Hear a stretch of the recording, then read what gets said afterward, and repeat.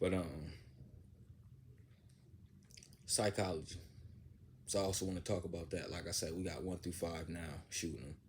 Saying over half the shots we see 3 pointers. Saying you can shoot them on a break, you can shoot them deep. So that feeling that you used to have, you know what I'm saying, of judgment, or you better not miss that when you would take 3 pointers in the past. That's not there no more. These players play with freedom. You know what I'm saying? They get validated for shooting these threes through analytics, stuff like that, where they're being told it's a good shot and that they have to get a certain amount of them up.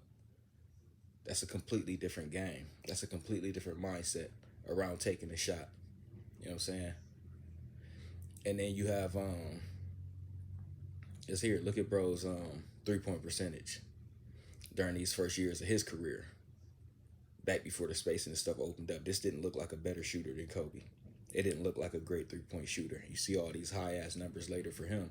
I'm saying once the game changed, obviously his shot did develop some, but some credit need to be given to the fact that the spacing impacted everybody. The only players in the last 10, 15 years, or more like 10 years, that hasn't shot better from three than they did earlier in their careers. The players who came in the era where the floor started to open up and more threes started to be taken, like Steph Curry, James Harden. Dudes who was taking threes that people were surprised they took them. And then they would take another one, and another one, and another one from this spot, from this spot, from this distance, in this situation, in this situation. It was catching people off guard because it's just not the way the game was played. So they was getting so many shots off that people was just not expecting them to take.